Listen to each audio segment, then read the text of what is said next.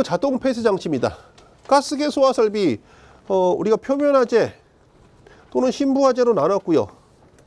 각각의 개구부 면적에 따른 개구부 가산량을 우리가 더해줘서 결국 표면화재의 경우 얼마죠?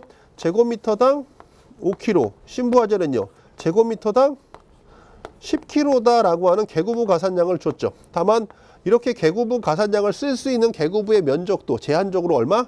딱 3%.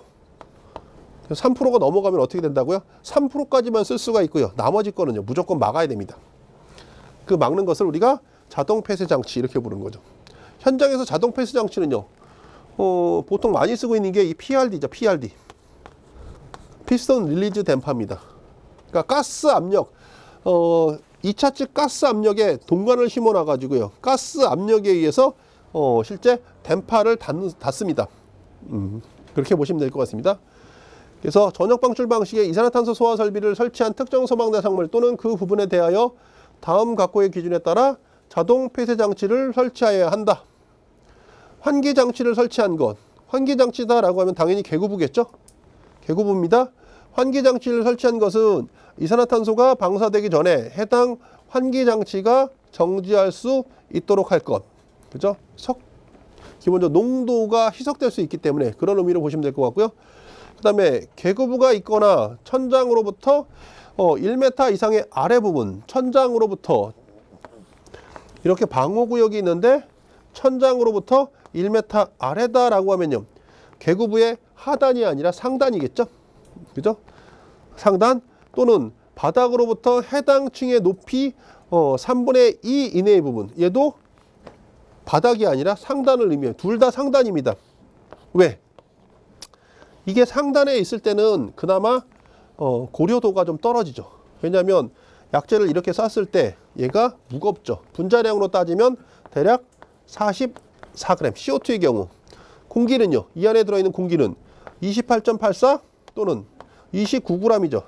그러니까 얘가 우리가 비중이다라고 하는 의미 비교된 중량 뭐가 공기하고 비교해 봤을 때 얘가 무거우니까 밑에는 이렇게 뭐가 CO2가 쌓이는 거고 위쪽에는요 공기가 있는데 그 공기가 빠져나가 크게 무방하죠. 그래서 얘는 전부 다 둘 다 어떤 의미? 개구부의 상단을 의미하는 거고요. 그래서 통기구가 있어 이산화탄소의 유출에 따라 소화 효과를 감소시킬 우려가 있는 것은 이산화탄소가 방사되기 전에 해당 개구부 및 통기구를 폐쇄할 수 있도록 한다. 가장 중요한 건 현장에서 안 되는 게 얘죠. 얘. 환기장치가 있다. 예를 들어서 전기실이다, 발전기실이다, 환기장치 다 있습니다. 그죠? 그럼 어떻게 된다고요? 가스계 소화 설비가 동작이 되면 이런 것들은요. 환기장치가 정지되어야 하는 거죠. 그리고 또 개구부가 있다라고 하면 개구부는요. 개구부는 기본적으로 상단에 있는 개구부가 아니라 하단에 있는 개구부는 무조건 막는다라고 보시면 될 것 같습니다. 이게 이제 설계하는 방식인데 저희가 없는 개념이고요.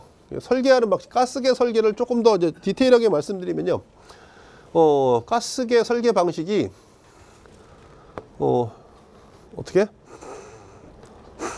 가여부를 기점으로요. 상단에서 약재를 쏘면 기본적으로 약재가 가연물을 도포하죠. 그래서 실제 가연물 상단에 CO2가 이렇게 층이 나눠지는 거죠. 층이 나눠지다가 시간이 지나면 상단으로 빠져나가는 게 아니라 하단으로 틈새를 통해서 뭐가 공기 플러스 가스 즉 약재가 빠져나가겠죠. 다만 빠져나간다라고 하면 실제 CO2가 차 있는 높이는요. 점점점 어떻게 되죠? 이렇게 하강을 할 거고요. 하강을 하긴 하는데 그 하강할 수 있는 마지노선은요. 어디까지? 당연히 가연물 상단까지겠죠. 그런데 이런 방호구역 안에 지금처럼 뭐가 있죠? 환기장치가 있다라고 하면요. 얘는요. 기류를 섞죠. 그런데 우리가 설계한 방식은 어떤 방식? 이렇게 가스층이 차 있다가 서서히 빠지긴 빠지는데 그 빠지는 높이를 가연물 상단까지 맞춰 놓은 이런 설계 방식을 쓰고 있습니다. 그래서 얘를 뭐 디센딩 인터페이스 모드 이렇게 표현하거든요. 그래서 이런 방식으로 하고 있기 때문에 절대 이렇게 뒤설낄 수 있는 뭐죠? 환기 장치 등은요 무조건 꺼야 됩니다. 근데 이게 안 되는 거죠, 실질적으로. 그러면 이런 게 가동돼도 괜찮은 설계 방식이 있긴 있죠. 이게 어디냐면 특별한 장소죠. 특별한 장소. 그게 반도체 공장이죠. 반도체 공장은 기본적으로 뭐 클린룸 시스템으로 되어 있고요. 환기 설비가 일반적으로 저희처럼 상부에서 빼주고요. 상부에서 불어주는 그런 방식이 아니라 얘는요 탑다운, 위쪽에서 불어주고요. 밑에 쪽에서 빼지는 경우에 따라서는요 얘가 이제 일반적으로 쓰고 있는 방식이죠. 일반적으로 이렇게 쓰고 있는 방식, 그죠?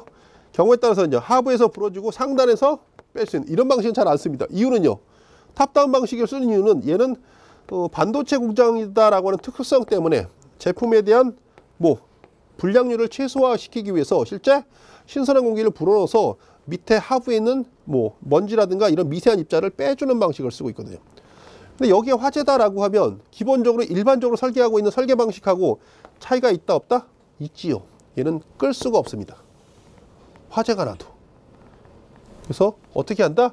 기본적으로 이런 설계 방식은요 이렇게 가스층이 하강되는 시간을 고려하는 우리가 디센딩 인터페이스 모드가 아니라 얘는 섞여 있는 상태에서 섞여 있는데 이게 가스와 공기가 섞여 있는 상태에서 자꾸 틈새를 통해서 빠져나가긴 나가는데 실제 전체적인 농도가 최고점에서 자꾸 떨어지겠죠. 떨어지긴 떨어지는데 떨어지는 농도의 하한이 어디냐? 말 그대로 설계 농도까지, 최소한의 설계 마지노선까지 농도를 어떻게 더 올려놓은 상태에서 떨구는 거죠. 그렇지만 이 안에서의 그 가스의 흐름은요 돌고 있는 겁니다. 돌고 있는 거. 그래서 일반적으로 이런 방식을 제외하고는 우리가 특정 소방 대상물에 가스계 소화 설비를 적용했다라고 하면요 무조건 환기 장치 등은요 정지를 우리가 기본적인 개념으로 삼습니다. 그런 거 있다라고 생각하시면 됩니다. 그죠? 있습니다. 아무런 생각 없이 화재 안전 기준이 적용된 게 아니라 여러분은 결과만 놓고 보고 있기 때문에 그죠? 얘를 암기다라고 보시는 거고 사실은 기본 개념은 이런 게 숨겨져 있다라고 제가 설명을 드리는 거거든요. 있다라고 보시면 될 것 같습니다. 나중에 현장에 딱 갔더니 점검을 했습니다. 판단을 하셔야 되는 거죠. 눈으로 보는 것하고 현장에서 얘를 봤을 때 경우에 따라서 이런 경우는 꺼주는 게 맞고요. 이런 경우는요. 설계도서를 확인해야 되죠. 무조건 꺼야 돼. 꺼야 돼. 그게 아니라 제한적으로 인정되는 부분이니까. 그죠?